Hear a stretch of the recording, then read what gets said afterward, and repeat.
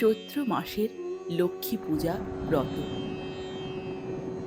চৈত্র মাসের শুক্লপক্ষের বৃহস্পতিবার পালন করা হয় চৈত্র মাসের লক্ষ্মী পূজা ব্রত। বলা হয় এই ব্রত পালন করলে সংসারে মা লক্ষ্মী দেবী বিরাজ করেন। জেনে নেওয়া যাক চৈত্র মাসের লক্ষ্মী পূজা ব্রতের পিছনে প্রচলিত কাহিনীটি। একদিন নারায়ণের ইচ্ছে হলো মর্তে ঘুরবেন তিনি তার পুষ্পরথ বের করতেই লক্ষ্মী দেবীও বায়না ধরলেন, তিনিও তার সাথে যাবেন। অগত্যা তিনি লক্ষ্মী দেবীকে সঙ্গে নিয়ে বেরিয়ে পড়লেন। মর্তে রথ এসে নামল। এরপর তারা বামুনির বেশ ধরে মর্তে ঘুরতে লাগলেন। রথ থেকে নামার পূর্বে নারায়ণ লক্ষ্মী দেবীকে বললেন, ঘুরতে এসেছ, ঘোরো, কিন্তু উত্তর দিকে তাকাবে না আর ওই দিকে যাবে না। লক্ষ্মী দেবী মাথা নেড়ে হ্যাঁ বললেও মনে মনে ভাবতে লাগলেন, কি বা আছে ওই দিকে। সেই ভেবে তিনি উত্তর দিকে তাকিয়ে ফেললেন। সেই দিকে তাকিয়ে তার মন আনন্দে ভরে গেল। তিনি দেখলেন তিল ফুলে সারা বাগান ভরে রয়েছে। তা দেখে নারায়ণের বাধা না মেনে ওই দিকে গিয়ে ফুল তুলে খোঁপায় দিয়ে গলায় পরে কিছুটা আঁচলে ভরে নিয়ে মহানন্দে ঘুরতে লাগলেন।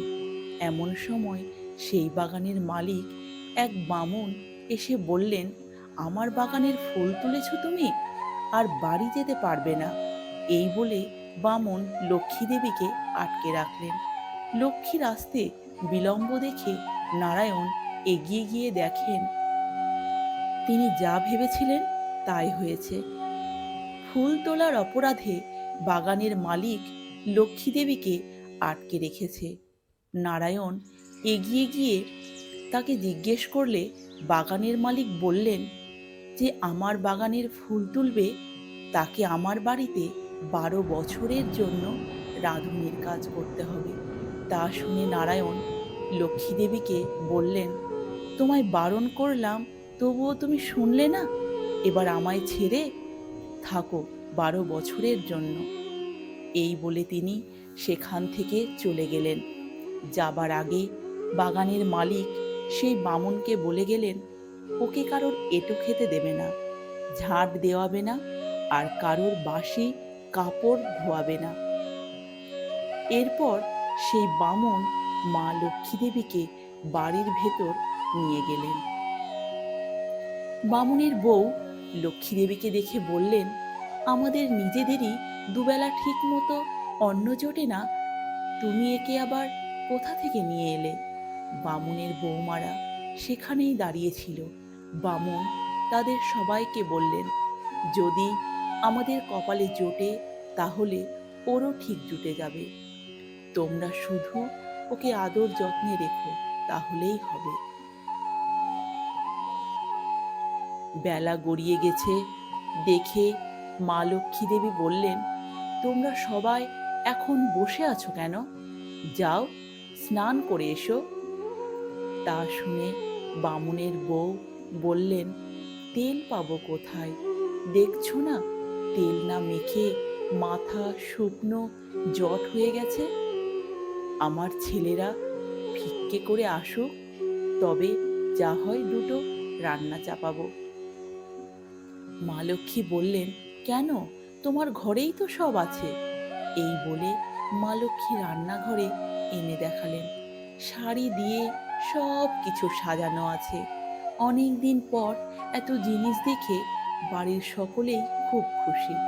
বামুনের বৌমারা তাড়াতাড়ি রান্না বসালেন, আর বামুনের বউ আগে যত্ন সহকারে মা লক্ষ্মীকে খেতে দিলেন। তারা সবাই ভাবলেন এ নিশ্চয় কোনো দেবী। তারপর থেকেই সকলে মা লক্ষ্মীর খুব যত্ন করতে লাগলেন।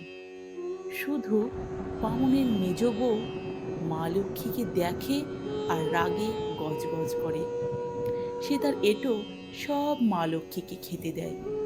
মা লক্ষ্মীও সেটা জানতেন। তিনি সব এঁটো নিয়ে ডালিম গাছের তলায় পুঁতে রাখতেন। এইভাবে 12 বছর কেটে গেল। অনেক দিন পর গঙ্গা স্নানের যোগ আসতে বামুনি মা লক্ষ্মীকে বললেন, চলো সবাই গঙ্গা স্নান করে আসি। শুনে মা লক্ষ্মী বললেন, আমার শরীর ভালো নেই, তোমরা যাও। তবে এই 5 কড়ি দিলাম, এই দিয়ে মা গঙ্গার পুজো দিও। বামুনি বাড়ির সকলকে নিয়ে গঙ্গা স্নান করে মা লক্ষ্মীর 5 কড়ি দিয়ে পুজো দিতেই মা গঙ্গা 4 হাত বাড়িয়ে পুজো নিয়ে চলে গেলেন। তা দেখে তো সকলে অবাক।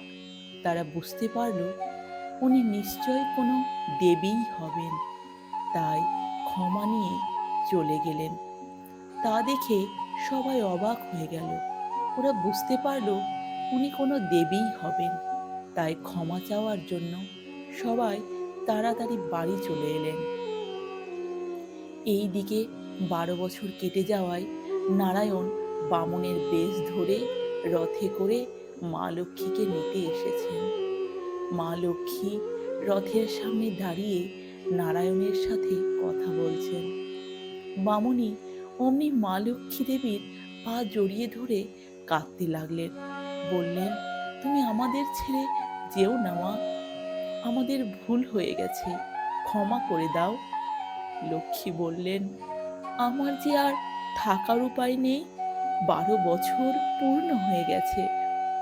তোমরা ভাদ্র, কার্তিক, পৌষ এবং চৈত্র মাসের লক্ষ্মী পুজো ভালো করে করবে, তাহলে আর তোমাদের অভাব থাকবে না। আর ডালিম গাছের তলায় অনেক ধন সম্পত্তি পোতা আছে, তা তোমরা তুলে নিও। এই বলে পুষ্পরথে করে ভগবান বিষ্ণুর সাথে চলে গেলেন মা লক্ষ্মী। মেজ বউ ধন সম্পত্তি পাবার লোভে তাড়াতাড়ি ডালিম গাছের গোড়া খুঁড়তে গেলে এক কেউটে সাপ বেরিয়ে এসে তাকে কামড়ে দিল, আর সে মারা গেল। বাড়ির অন্য সকলে ডালিম গাছের কাছে এসে মেজ বউয়ের এই অবস্থা দেখে বললেন, এ লোভে শাস্তি পেয়েছে। মা লক্ষ্মীকে একদিন যত্ন করেনি, একটু খাবার খেতে দিত, ওর এটাই প্রাপ্য ছিল। এরপর থেকে চৈত্র মাসের লক্ষ্মী পূজা ব্রত সমেত অন্যান্য মাসের লক্ষ্মী পূজা ব্রত নিয়ে বছরে 4 বার করে মা লক্ষ্মীর আরাধনা করতে থাকলো ওরা। ওদের কিছুর অভাব রইল না। এইভাবে এই চৈত্র মাসের লক্ষ্মী পূজা প্রচার হতে লাগলো।